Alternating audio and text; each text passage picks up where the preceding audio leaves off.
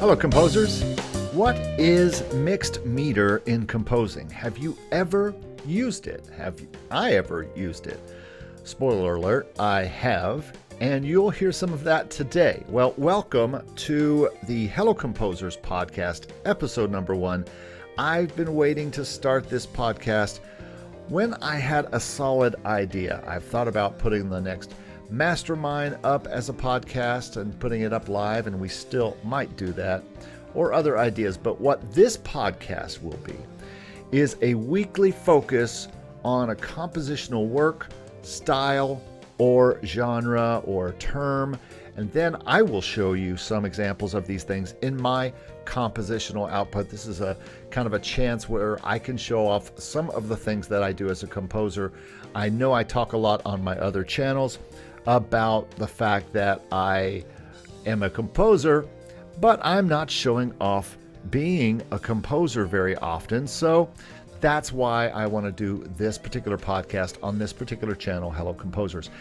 I write in a multitude of styles, so it certainly won't be the same thing every week. This podcast is going to be quite different from my Make Music Income podcast, which is live, which is loose banter with either a guest host or it's live with the viewers.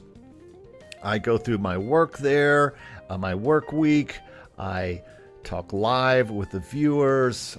I talk about some news, other silly things. This will be a little bit more focused. If you want news and you want what my week has been like, you can go check that out at the Make Music Income podcast and on those channels.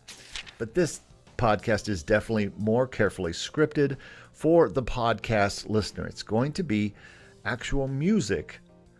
There's going to be actual music in this podcast, and I'm going to play the entire piece when I talk about that piece. So if you are in the car driving down the road or whatever, and you're listening to podcasts, this will be music to your ears. See what I did there? I will also broadcast a video version which will feature scores of the music. So if you hear something you like, you can go over to the Hello Composers YouTube and watch the score go by. But I will also link all the music videos and the scores when I have them in the show notes below of both the podcast and the YouTube broadcast. So without further ado, let's get into today's show. Now, before we get into mixed meter, I think first we should define meter in the first place in case you are a new or a young composer listening to this. Meter is basically the time signature the song is in. We are most familiar with the 4/4 time signatures. So if you are listening to this on the podcast, that looks like a fraction with a 4 on the top and a 4 on the bottom. The bottom being the type of note, and in 4/4 that would be a quarter note. The top being how many, and in 4/4 that is 4 beats. So 4 quarter notes is what 4/4 stands for. So it sounds like this: 1, 2, 3, 4, 1, 2, 3, 4. No, we're not marching. This is the most used meter for popular music such as pop and rap and jazz and rock, although there can be mixed meter in rock, such as music by bands like Rush or Genesis and others. And also jazz uses mixed meters a lot as well. Now, there are other kinds of meter or time signatures such as 3/4, 5/4, 7/4, and so on. These rock bands I was just talking about could also use those kind of tempos. The most famous use of 5/4 is probably the Mission Impossible theme. Bump, bump, bump, bump, bump, bump, bump, bump, 1, 2, 3, 4, 5, 1, 2, 3, 4, 5. It's in 5/4. There are 5 quarter notes. We could also have an 8 in the bottom of our time signature fraction and have time signatures such as 3/8, 5/8, 7/8, or the most used 6/8.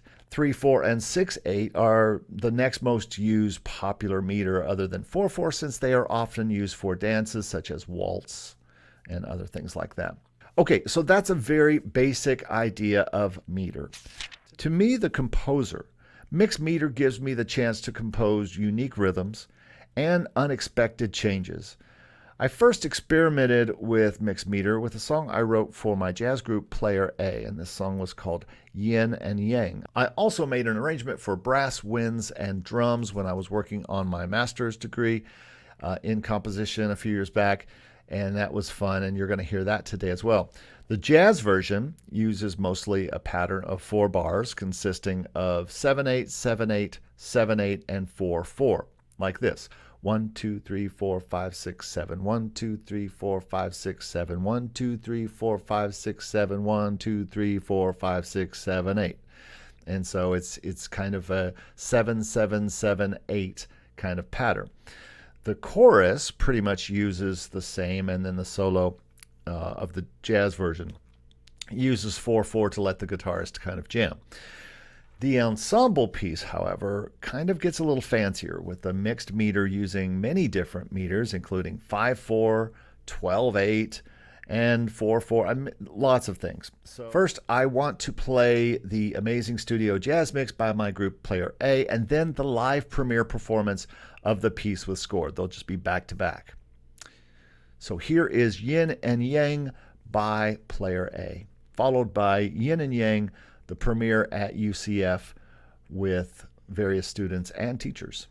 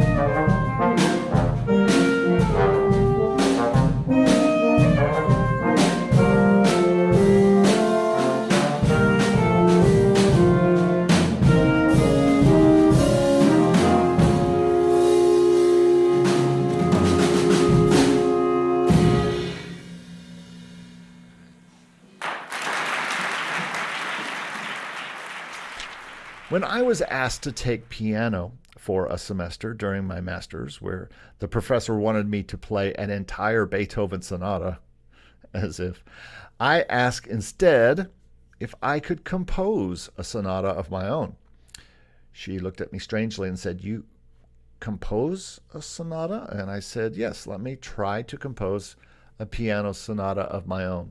Well, the result was Constant, a 3-movement piano sonata for 2 pianos and 4 hands. I used multiple meters to play against the constant note patterns in the piece. And a little side note, Constant is also a time and space jumping novel I wrote under another name. So the mixed meter in this piece represents the protagonist jumping from one time and place to another somewhat randomly. I have a pretty good video of the first movement of this piece that I will put in the description below. It's a live video with 2 piano players playing the first movement. But I think it's best for the video version of this podcast to show the MIDI version with score. It's just the piano playing along with the score. It's something I made a while back, and so I think it works pretty well. So again, for you podcast listeners, if you want to look at the score and or watch the score go by, those links will be in the description below. Do not try to look at them while you're driving. Wait until you are someplace else to look at them. For now, I hope you enjoy listening to the Constant Piano Sonata by John Eric Copeland, Movement 1. Ooh, that sounds so composer-y.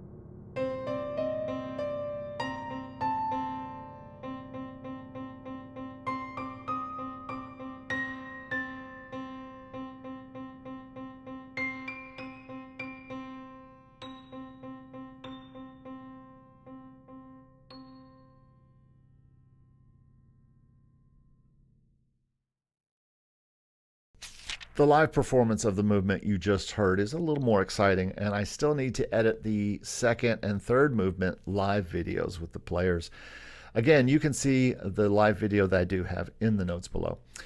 I really enjoy composing in odd meters, and you'll hear more from me in a podcast coming up about writing a piece in Logic and then moving it over to the new MuseScore 4 for scoring. I'm also going to be doing a review of MuseScore 4 here very soon. But this piece that I'm talking about is in 5/4, but it does have some mixed meter in it as well. Well, I hope this first podcast has been interesting to you. For me, it's a way to talk about some compositional things from my own use of them, and then show off a bit of my own music, which I don't get a chance to do that often. If you have comments on this podcast, I would love to hear them. So be sure to email me at hellocomposers@gmail.com.